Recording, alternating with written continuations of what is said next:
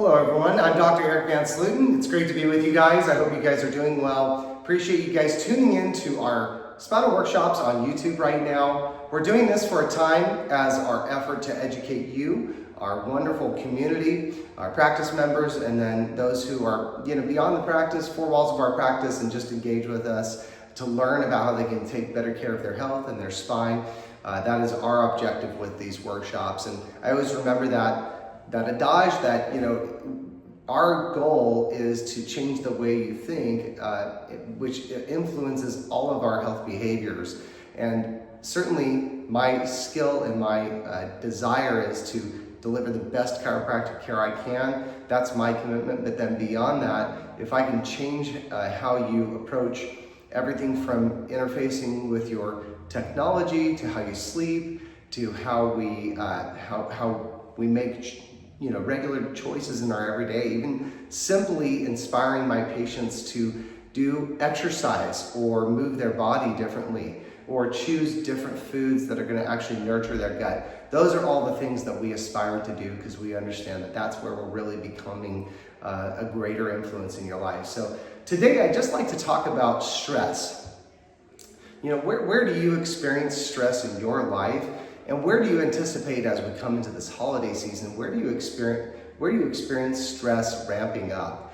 Certainly we have a lot of moments where we're with family and friends. There are occasions that we worry about the people that we're going to be around, or where we're just having to do so much. I think about Thanksgiving, as Thanksgiving comes up here in November, and that can be a stressful holiday for some people because they're so consumed with making it just right.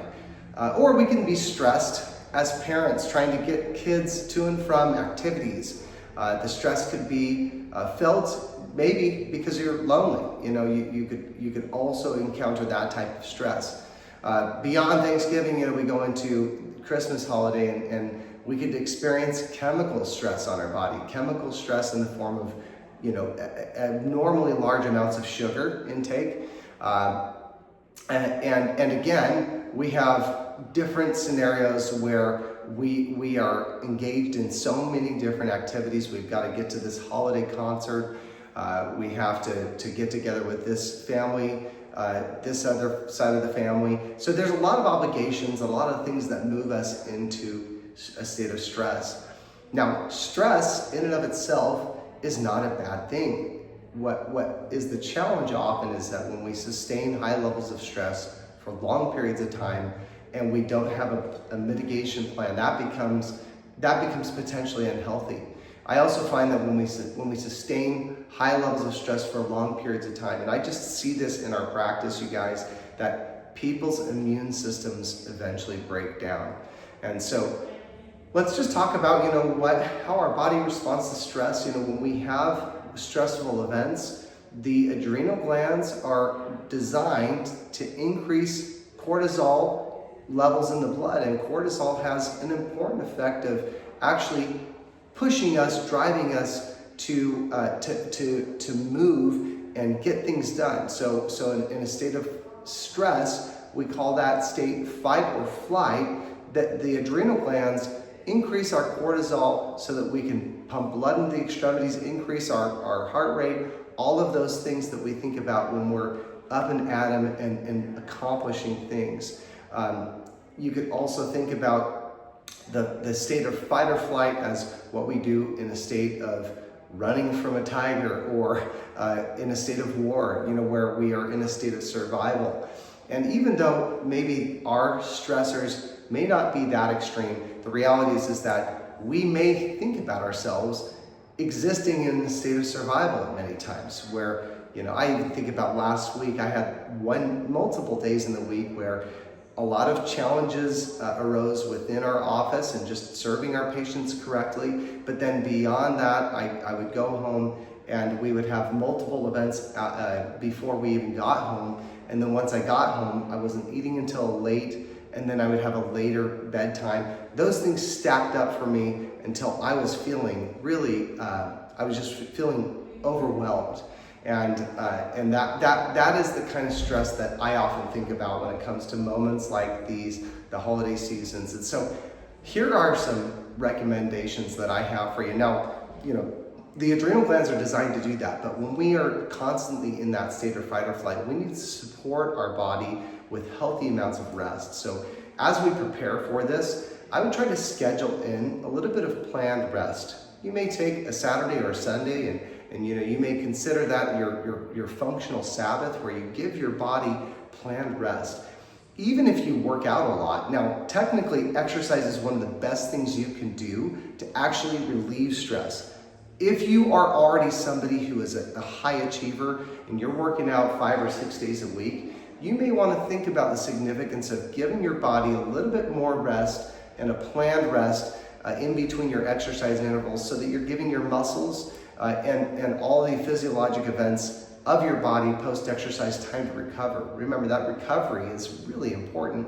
You could also do mobility workouts as a recovery workout. Instead of something that's higher weight or resistance training, doing something that's a little bit lower but more focused on dynamic mobility. That is such an important element of living younger. I was just listening to a good friend of mine, Ryan Carver, who actually talks about longevity, and in all of his studies he's talked about how mobility is as important as strength as we look to live 10 years younger than we really are. So you may be one that needs to have planned rest relative to your exercise. Now, another method of planned rest, in addition to periodic planned rest, could be that you really begin to turn your clock back of when you go to bed, so that you can actually get, ideally as adults, we should still be seeking that 6 to 8 hours of solid sleep. 8 hours would be much more ideal. Now, I will confess that that's a weakness of mine and something that I'm always working toward. And when I fall, I just have to be extending grace to myself and say, listen, I know this. There are habits and circumstances that make this more difficult. And so I just have to be determined to continue working at that. So, as a antidote to overworking those adrenal glands and sustaining high periods of stress, make sure that you're giving your body rest. Secondly, I hinted at it, is reducing your sugar intake. Thinking about the foods you eat. Now, we kicked off the Halloween, the holiday season with Halloween, and my beef with Halloween is that it's a time where we unthinkingly pour copious amounts of toxic sugar into our body. Sugar is very toxic for our body, and sugar is also a huge a magnet for cancer in the body. If we sustain high levels of sugar intake over our lifetime, a much greater chance that it gives opportunity for multiple disease type existences to happen in our body. So you really need to think about how you're controlling your sugar intake, because that also suppresses our immune function, as well as maybe that overexhaustion of our adrenal system. So increasing your rest, or your body's periods of meaningful rest, reducing your sugar intake.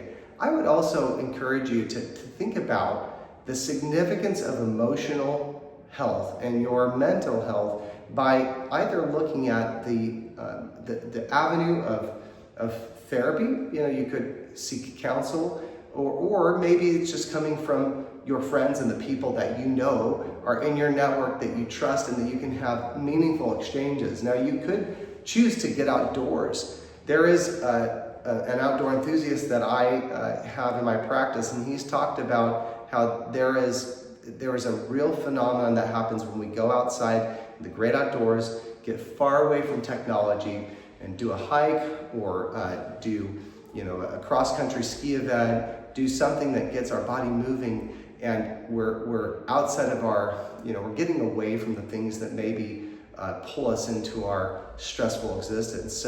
So that's nature therapy, and you could think about doing that with a friend and having healthy social exchanges. And again, the holidays are a time when perhaps maybe the most stressful thing is social strain. You get frustrated with certain people in your life. There's a relative that maybe you're challenged by, or a family friend. So take this time to actually seek out the people that feed you, and nurture you and engage in that. And then lastly, get adjusted. Stay well adjusted. Chiropractic care is incredible for supporting our parasympathetic element of our nerve system. That parasympathetic nerve system is what supports our rest and our digest. And when you look at the nerves chart here, you can see that there are dimensions where we're focused on digestion, right? The lower part of our thoracic spine and the innervations in the gut that we see.